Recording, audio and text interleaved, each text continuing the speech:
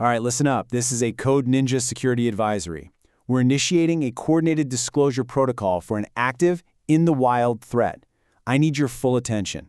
The designation is CVE-2026-32201. And let's be absolutely clear, this is not a drill. This threat is live, and your remediation clock starts now. Okay, let's break down the timeline. It's absolutely critical you understand the urgency here. The key thing to grasp is that attackers were already exploiting this as a zero-day before any patch even existed. Then, on April 14th, we got the coordinated disclosure from Microsoft, and CISA, boom, immediately added it to their KEV catalog. That action sets a binding remediation deadline of April 28th. And yes, that deadline applies to you. So what are we actually dealing with here?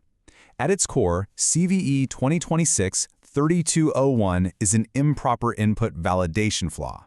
But what makes it so dangerous is the attack vector. It lets a remote, unauthenticated attacker pull off a spoofing attack. That means no credentials needed, no phishing, not even a user click. That fact alone skyrockets the operational risk. Look, the reason for this advisory is simple and direct. We need to compel immediate patching. We're putting this intel out there to empower you to defend your perimeter, starting right now. All right, before we dive into the technical protocol, we're initiating a standard comms check. It is imperative that you have a secure channel for incoming intelligence as this situation develops. Okay, execute the following three-step protocol. Step 1. Subscribe and activate notifications. This is your secure channel for real-time updates. Step 2. Like this briefing. This serves as your formal acknowledgement that you've received this intelligence. And Step 3, report your status in the comments, just patched or vulnerable. This gives us critical data for our blast radius assessment. Complete these steps now. Comms check acknowledged. We're now proceeding to the tactical analysis of this vulnerability's operational risk. Okay, the official CVSS base score is a 6.5. It's categorized as medium. I need you to listen very carefully. Do not let this score mislead you. Triaging this based on that number alone would be a grave, grave error. And this is exactly why that score is so dangerously deceptive. You see, the CVSS metric, it sees low individual impacts on confidentiality and integrity. But the operational reality? We're talking about an actively exploited zero-day that requires zero privileges and zero user interaction. The CISA KEV mandate is the final nail in the coffin. The real-world risk here completely eclipses that theoretical score. You know, the term spoofing can sound kind of minor, almost academic. So let's get really precise about what it means when your enterprise SharePoint farm, which is often your organization's single source of truth, is the target. The ultimate impact here is a total erosion of digital trust. Think about it. An attacker can craft legitimate-looking pages to steal credentials. They can inject false information to hijack downstream systems like Power Automate. And in today's world, they can corrupt your AI models by poisoning the grounding data from what you thought was a trusted SharePoint source. This isn't some surface-level flaw. It's a fundamental attack on the integrity of your data. So here's the list of affected platforms. Let me be direct. If you are running SharePoint Server Subscription Edition 2019 or 2016, you are vulnerable, period. Now, if you're on SharePoint Online in Microsoft 365, you're not affected. Microsoft is handling the security on their end. This is strictly an on-premises vulnerability. Okay, let's move to the directive. This is your playbook for remediation.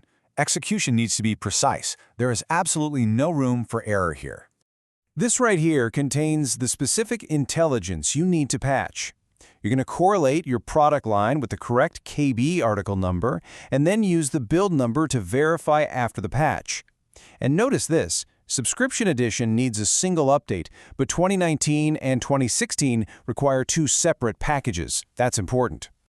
Okay, for all you admins running SharePoint 2019 and 2016, listen up. This next point is absolutely critical. Patching is a two-part process. You must install both the language-independent and the language-dependent packages. Then, and this is the part people miss, you must run the PS config wizard to finalize the update. If you skip that final step, your system will actually report that the patch is installed, but the farm will remain actively vulnerable. Don't make that mistake. All right, that concludes the remediation directive. We're now moving to the debrief. We'll cover the justification for this disclosure and the essential hardening steps you need to take after you've patched.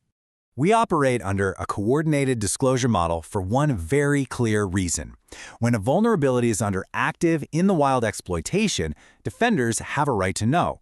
Waiting is not an option. We disclose to force the fix, to accelerate patching, and to arm you with the intel you need to secure your perimeter. It's that simple. Remember, a patch is a tactic. It's not a strategy. You have to harden your overall security posture. What does that mean? It means enforcing MFA and conditional access with zero exceptions. It means locking down risky components like custom web parts. Minimize your internet-facing SharePoint surface. And most importantly, establish a standing policy, a 7-day SLA for patching any vulnerability that hits the CISA KEV catalog.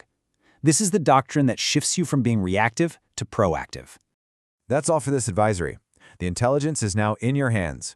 The responsibility to act is yours. Stay secure.